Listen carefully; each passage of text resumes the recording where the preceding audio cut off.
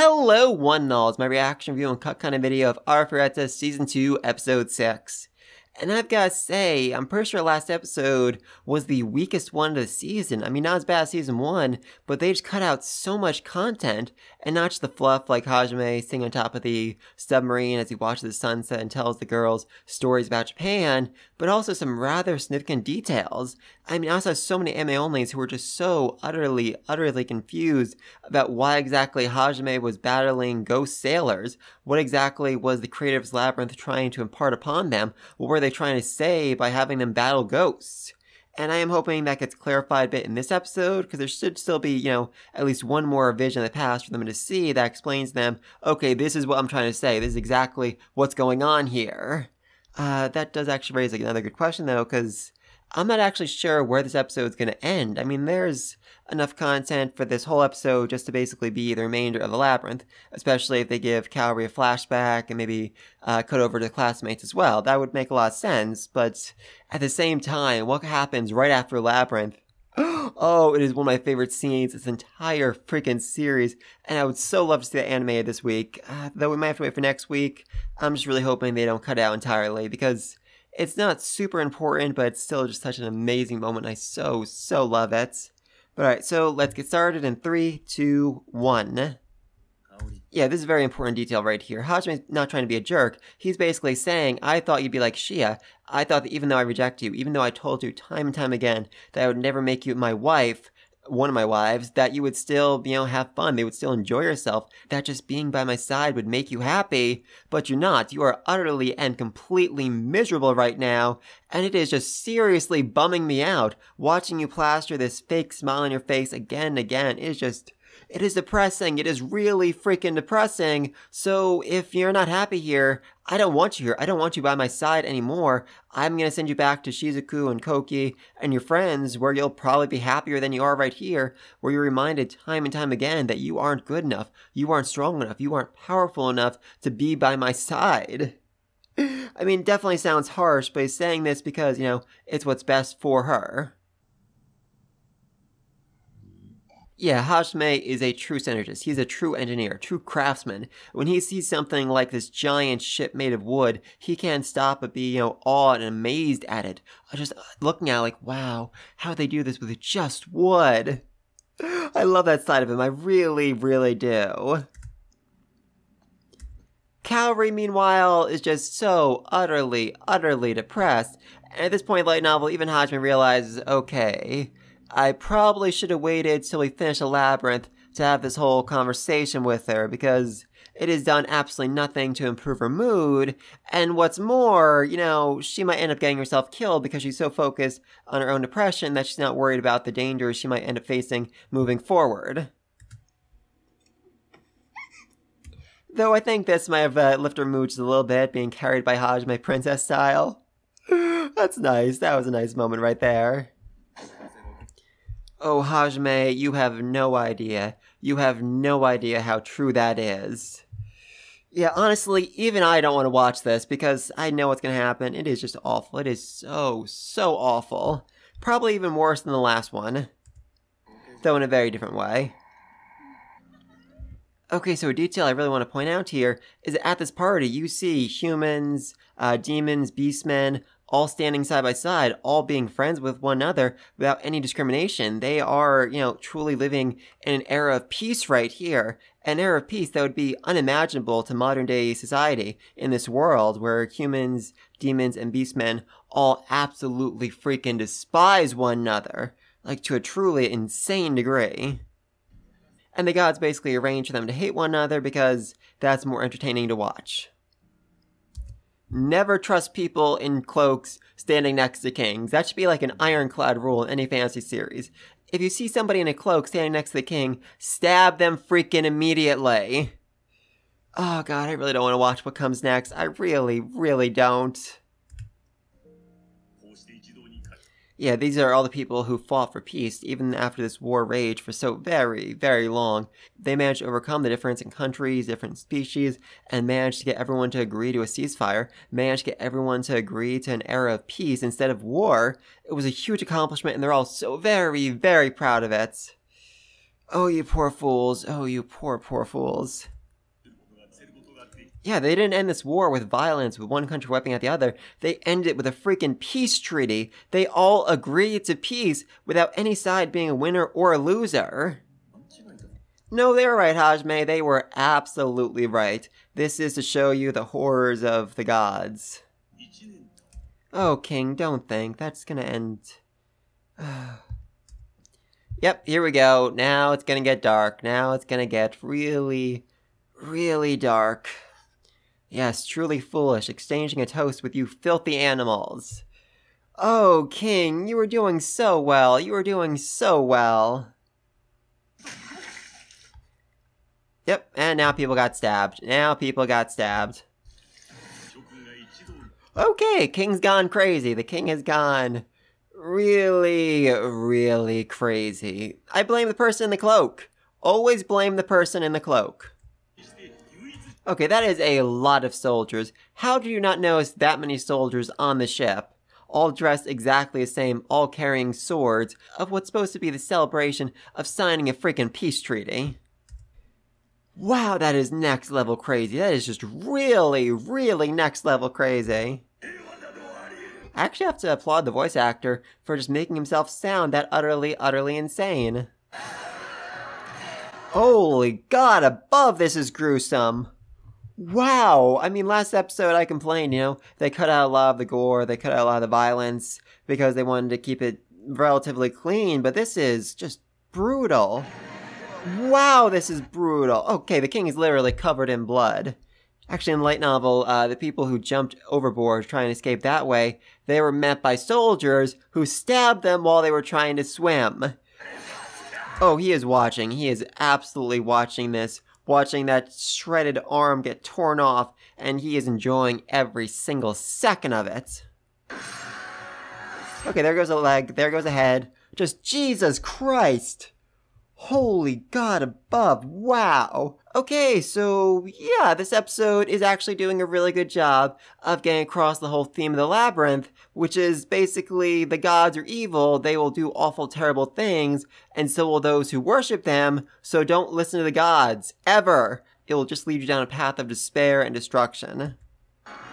And severed limbs, a lot of severed limbs. Oh, doesn't that person seem familiar? God, you can actually hear the screaming in the background, people begging for mercy as they're chopped to bits. Wow, this was so unexpectedly gruesome. Like, it was described as being gruesome in a light novel, but I wasn't expecting the anime to just do such an amazing job of portraying that. Yeah, and there was no actual trial for that vision. The Kratos Labyrinth just wanted to show them how awful things were. The trial was actually just managing to watch that and not go freaking insane, especially in this world where like 90% of humanity are firm believers in Ihid. If, they saw their gods, someone who claimed to be working for their god, just slaughtering people who were just so utterly helpless and defenseless, that would break them. That would break them a whole lot. Yeah, it was supposed to be hard to watch. That was the whole point of it. Oh, don't go into the ship. That is a really, really bad idea. Again, that is kind of the whole point, to make them unable to believe in their own god. That's what this whole labyrinth is trying to do. Seriously, let's stick, what's his name, Demon General Freed in this labyrinth and see what it does to him. I would love to see that. I would absolutely love to see that. Okay, they just skipped so much stuff right here. I mean, not all that relevant, but there was, a girl who twisted backwards, bloody handprints, dripping sounds, like literally every horror cliche in the book they had to face before they actually got to the wire part. Also, really interesting detail in the light novel is that the reason Hajime isn't able to reach out to Kaori and grab her is because she set up a shield spell beforehand to shield her from the arrows. So when Hajime tried to grab her, he just grabbed the shield, and he couldn't actually touch her, so she ended up getting flown away. And now Hajime has to fight 50 soldiers. Well, 50 soldiers plus 51st soldier who has a giant broadsword. Yeah, light novel a little more interesting here because each soldier has a different weapon. Each soldier is a master of that one particular weapon. Here they all should have the same old sword. Okay, so like I said before, there was so much cut out right here. It was stated very clearly that Kaori is really bad at dealing with scary things, and this entire part of the labyrinth was just them going from one horror movie cliche to the next, And Kaori did not handle it well. She kept screaming and clinging to Hajime's side the entire time, which I found to be a really weird moment in this arc. I mean, right before it, we had Kaori basically acknowledge the fact that she's weaker than everyone else. She is helpless. And then the author put her in a position where she was so terrified she could barely move. I mean, the light novel did say that Hajime was impressed by her grit, because even though she was scared and screaming the entire time, she never stopped fighting. She still managed to, keep moving forward. I'm not sure about that. I'm not sure how I feel about that scene in the light novel, or how I feel about being cut out. Curious. Very, very curious. There we go. Oh, that is the brutal, bloodthirsty Hajime I know and love. I mean, I think in the light novel it says he put it up to her temple, but holding the gun up to her neck is just so much more brutal. I freaking love it. God above. Oh, I love it. Wow, just wow. Holding the gun right up to her neck like that is just so hardcore. And he fired. He actually fired the freaking gun. He actually shot Kaori. I mean, it was just a mana bullet, but still, that requires an incredible level of tenacity right there. I am sure anime-only fans are very, very confused in this moment. And I love that. I absolutely love that. Yeah, she was holding a knife. She was going to stab him. And he shot her again. Oh my god, he shot her again. Okay, so Hajime's demon eye allows him to see inside a person, inside their body, inside their soul, and he was able to see that Kaori is being possessed by a ghost, by a specter. Though, even if he didn't have the demon eye, he could probably still tell that she was a fake because, she was not acting at all like herself. And Hajime is really, really good at detecting fakes, figuring out when a person is or isn't who they claim to be. This actually comes up a surprising number of times in this series. I can think of 3 times off the top of my head, including this. Oh god, it happens in Volume 8 in one of the funniest moments in the entire series. Oh, I love that, and actually every time it happens is one of the funniest moments in the entire series.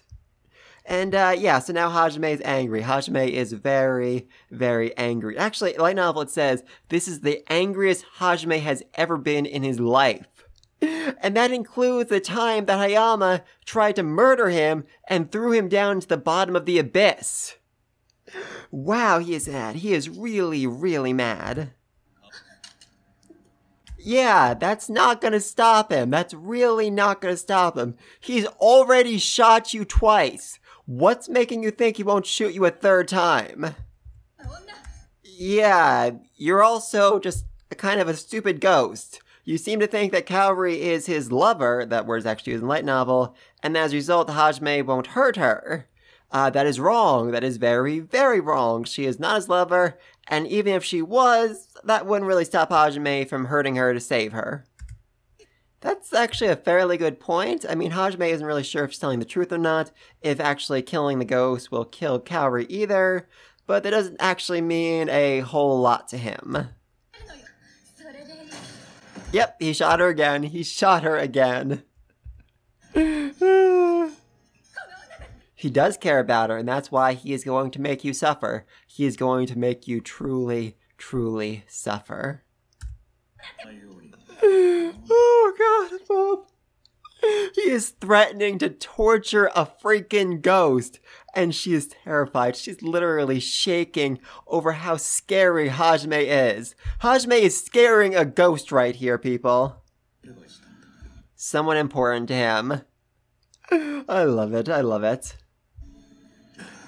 Wow, that is somehow so much more terrifying than him claiming that he'll kill his enemies. I mean, the bloodlust is literally radiating off of him.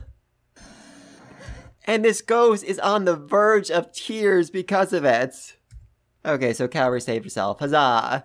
Though I do really want to point out in the light novel, she is a specter. She is a remnant of human grudge so strong that she wasn't able to pass on to the afterlife, to move on to the next plane of existence. And yet, she is so scared of Hajime, she starts chanting, I don't want to exist anymore, I don't want to exist anymore, I don't want to exist anymore, please God above, I don't want to exist anymore. She literally threw away all of her grudge and anger and pain simply because she was afraid. She was that terrified of what Hajime was about to do to her. I love it, I love it.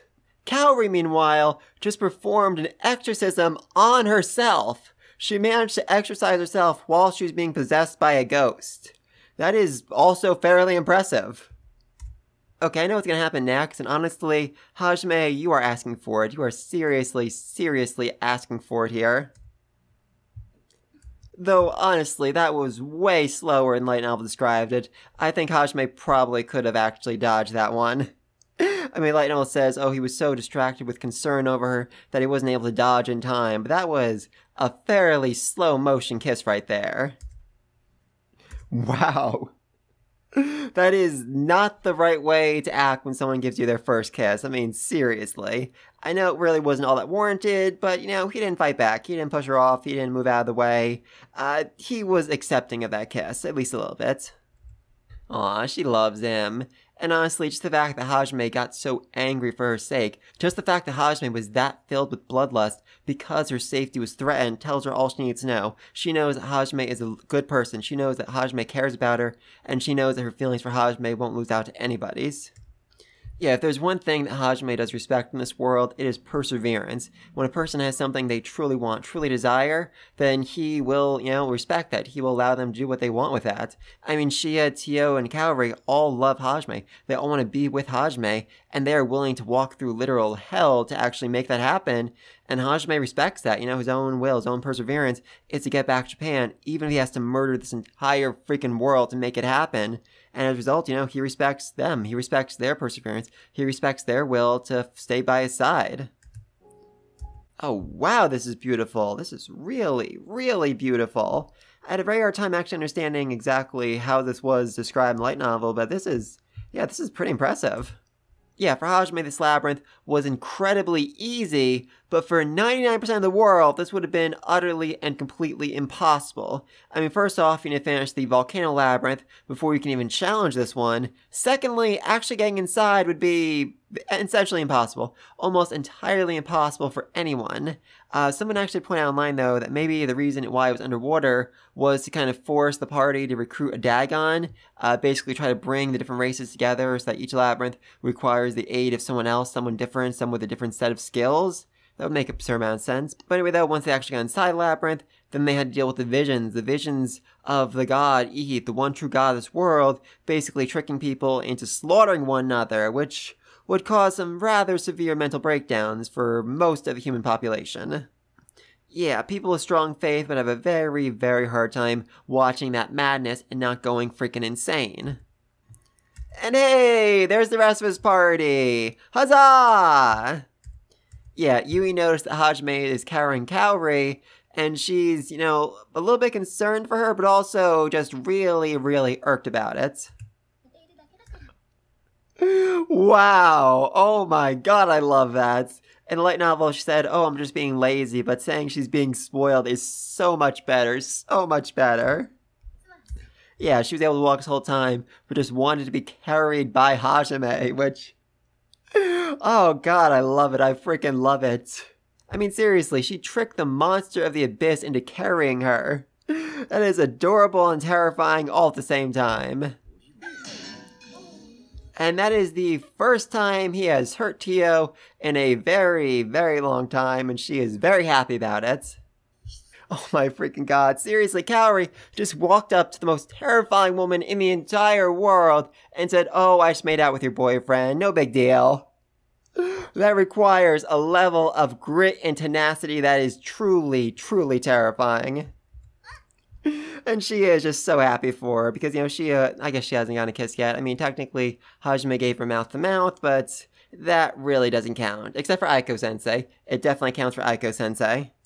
I mean, you know, when he gave Aiko-sensei mouth to mouth, he actually made her knees tremble. So, yeah, I say it counts way more than when he tried to give CPR to Shia, and she latched onto him so hard that he tried to drown her a second time. That's actually kind of interesting because we didn't really actually see Hajime getting mad for Shia's sake in the anime. I mean, that's a whole other story, but Shia's storyline in the anime was heavily, heavily cut down. Quick summary, Shia is born with different colored hair than the rest of the rabbit men, which is a sign that she can use magic, she can manipulate mana directly, which no other beastmen can do, and according to the law, she should immediately have been murdered. But her tribe, the Halia tribe, are all about family, so they decided not to kill her, kept her a secret, and as a result, her entire family was basically sentenced to be executed, so they fled the Sea of Trees, and ended up going back to it once Hajime was able to guard them, and then Hajime threatened to commit mass genocide against all the Beastmen if they did anything to the Halia tribe, and that's how they managed to create peace. Huzzah! She is actually a little bit threatened by her. I mean, not in a serious way, but she is bothered by the fact that Kaori and Hajime share a homeland. They share references that she couldn't even begin to understand, especially about things like anime and video games, which Kaori literally studied just so she could talk to Hajime about them. Yeah, Hajime is a little bothered by the situation because, you know, he's not actually part of this conversation and can't really butt in, so he just kind of stands in the corner like, okay, are they done yet? I mean, I don't really feel like I have the right to interfere with their girl talk. Also in this scene, Kaori referred to Yui as her friend, a special kind of friend who just fights a lot, but that just proves how close they really are, which sums them up fairly well, I gotta say. I mean, they both just really love to fight with one another, to bicker back and forth. They enjoy it. Okay, another little difference. In the light novel, Hajime got to see the memories of Shia, Tio, and Yui inside Labyrinth. He saw what happened to them. He saw the visions they were forced to watch for their trial of the Labyrinth, and they were bad. They were really, really bad.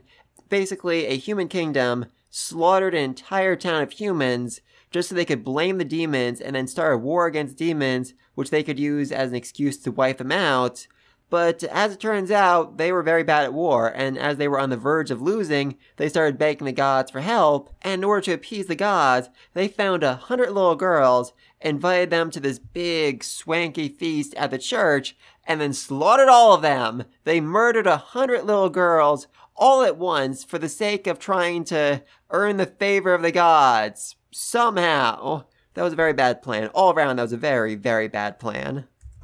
Oh yeah, and the magic they received here was restoration magic, which is the magic they need in order to conquer the labyrinth in the Sea of Trees. And this just royally ticked off Hajime, because the Sea of Trees is really far away. It is literally on the other side of the continent, and it would take an entire freaking year to walk from one end to the other. So if you were a Labyrinth challenger and you went to the Sea of Trees first, you would have to spend an entire year walking over to this labyrinth, somehow manage to conquer it, and then spend another year walking back to the Sea of Trees. It is just such an utter and complete bother and headache for all involved. And this is the founder of this labyrinth, Melcina, I think is her name. And as you can see, she's a Dagon, just like Miyu. She could actually end up being an ancestor of Miyu, which would be an interesting coincidence. I mean, considering how long ago she lived, if she had any children, then there would be a fairly good chance that she would be one of Miyu's ancestors. There are only so many Dagons in the world. Yep, like I said before, they can actually go to the Sea of Trees because they have a sign of friendship with Beastmen, proof of clearing 4 labyrinths, and restoration magic. Now they have it all. Huzzah! And we can go see Shia's family again, even though they've turned into bulky Spartan warriors, and Shia is deeply ashamed of them, and Hajime is deeply ashamed of turning them into that. Yeah, despite how kind the creator of this labyrinth might have seemed, their way of ejecting people out of the labyrinth is fairly brutal. Okay, that was just so overwhelmingly different than the light novel. Okay, first off, the light novel, they were actually forcibly ejected, end up in the middle of the ocean. I mean, like, literally in the middle, not on the surface, in the middle of it. And they'd face off against a monstrous threat. And then once Hajime realized he wouldn't be able to escape, he had Yui cast spatial magic, but it took her a full 40 seconds to cast a spell, and afterwards she was left utterly and completely exhausted. As it turns out, spatial magic takes a whole lot out of her because she has so little practice with it. And plus there's the fact that it is just a really complex magic from the Age of the Gods. Okay, so again, some differences. Once Yui teleported them outside of the ocean, she just kind of teleported them up, like several hundred meters in the air, at which point they hopped on Tio's back and like, yes, we're saved! Unfortunately, the Devourer, this big thing right here, created a 500-meter tall tsunami, which swept them up in it and knocked them back down to the surface of the ocean. Very bad. Okay, so Hajime just realized that the only way to fight this monster is with fire. Fire can actually destroy the jelly, whereas any other type of attack might hurt the jelly, but it'll be able to regenerate afterwards. So the only way they're going to make any progress is with fire, and a whole lot of it. Though in the light novel, this took him so much longer to figure out. Actually, it took them so long that Shia and Tio asked for a final kiss before they died. They completely gave up hope that there was any chance of stopping this thing, but Hajime didn't. He still kept looking for a way towards victory, and he figured it out. The answer is fire. Yes! Oh, they included it. They included it. Young Haj, your best friend in the whole wide world, is here to save you. Oh, thank you, God. Thank you, God. Yes, a sea of fish just charged in and attacked the Devourer for you. I'm sure for all involved here, they are confused. They are very, very confused. And it's not going to make any more sense anytime soon. Because Fish-san is here! Huzzah! Okay, so for those of you who are just, really overwhelmingly confused right now, that makes sense. Back in Season 1, when Hajime and Shia were on their date right before they ended up rescuing Miu, Hajime found this fish in the aquarium with a human face who was able to speak telepathically, and they started talking about their lives, their experiences, and they became old friends, even referring to each other as Young Haj and Fish-san. And the light novel even says that this was the first friend Hajime made in this new world, which is just so sad, so overwhelmingly sad. And I think he actually looks even freakier here than he did back in Season 1.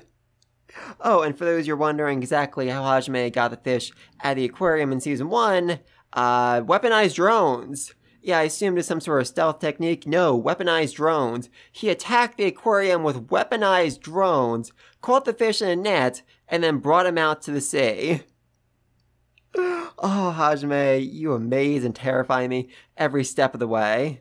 Yeah, this is where Hajime first finds out the giant jellyfish thing is called a devourer, and Fish-san even says that's believed to be an ancestor of monsters. It existed long before monsters and is viewed as a natural disaster rather than any sort of sentient entity. Yeah, this is another thing I love. Yui is actually hiding behind Shia because she is really freaked out about this giant talking fish appearing in front of her.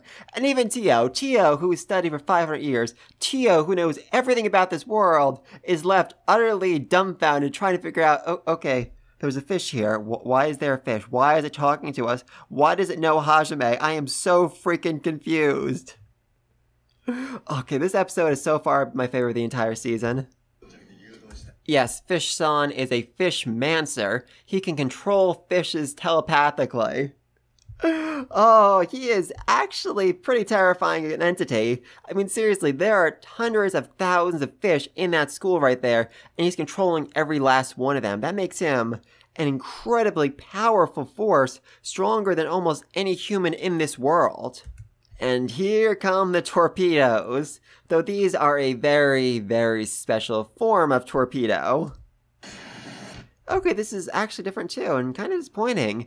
In the light novel, the torpedoes themselves are actually, just regular old torpedoes, but with spatial magic basically embedded inside them, which allows Hajime to create a rift gate between himself and the torpedoes and the giant jellyfish monster, the Devourer, and that basically allows him to pour all this black stuff directly into the monster, even though he's hundreds of feet away from it.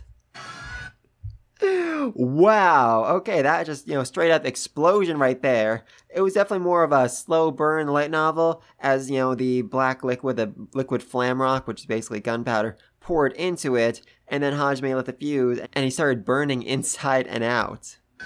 Yeah, and Fish-san is a little, upset about all this because that was a rather powerful explosion, and he was, actually in the water, not even protected by a barrier like the rest of them. Okay, so that was pretty quick. I mean, I was hoping to see a bit more from the whole encounter with the Devourer, with his reunion with Fish-san, but I'm glad they included it. They didn't have to include it, and I'm so, so glad they did. That was a lot of fun to watch. Yeah, so Aiko-sensei disappeared 3 days ago when she was kidnapped by the nun, but none of them actually know that she was kidnapped by the nun. They assumed, oh, she was sent up to the Holy Mountain to speak with Ishtar about finding a way to make sure Hajime isn't a heretic anymore. Also, don't trust Ishtar. Seriously, he is a pope in a fantasy world. Never trust the pope! Actually, in one chapter of the light novel, Hajime reveals that his parents wrote him a list of 7 steps to survive in a fantasy world. I'm pretty sure one of those steps is never trust a pope. Oh yeah, Princess Lily. Now, let's not forget about her. She actually saw Aiko-sensei being kidnapped by the nun, and then she apparently disappeared. I mean, if she actually, managed to stay there, she would have warned Shizuku and the rest of them, don't trust the nun, don't trust the Pope, don't trust the king, they kidnap your sensei. We should do something about that. Also, don't trust the king. Seriously, in any fantasy setting, there's about a 50-50 chance that the king is secretly super evil. Okay, well, I gotta say, I'm just very grateful that she is clothed. And let's not forget, in the opening of the season, Aiko is bound in chains and completely naked for some reason. I'm not really sure why. Well, doesn't she look familiar? Wonder why that is. Okay, so the gods decided that Aiko would get in the way of their game, and they decided to, literally take her off the playing field. But they still think she might be valuable down the road because of her farming powers, so they aren't killing her, they're just, keeping her in chains far, far away from all the stuff that's going on in the world. Okay, and with that, we are now halfway through the second season. And what I really love is the fact that even though we are 6 episodes in, we've just finished the 6th episode, we are still only on the first volume. We're still on volume 5. And next episode, A New Vow, still takes place inside Volume 5. Meanwhile, back in Season 1, they got through 4 volumes and 13 episodes. They are doing such a better job with pacing this season. I mean, like I said, there's still a lot that was cut out, which I would like to see. More of the fight with the Devourer here. But at the same time, I'm just glad we got as much as we did. I'm glad they're really giving the time to appreciate the characters, to show their feelings, their emotions, and show the classmates. I mean, seriously, we got almost nothing from the classmates last season. Here we can see, they have their own storyline going on. And things are starting to take a rather dark turn. I mean, they lost their teacher, they lost the princess, and a whole bunch of other people have gone missing as well, which is all concerning, all very, very concerning.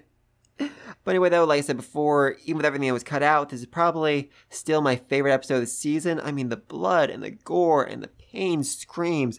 Oh my god, they did such an amazing job with that scene as the king gave his speech and everything turned very dark very, very quickly. And then Hajime, you really felt the pain in his voice. He was concerned for Kaori, worried about her.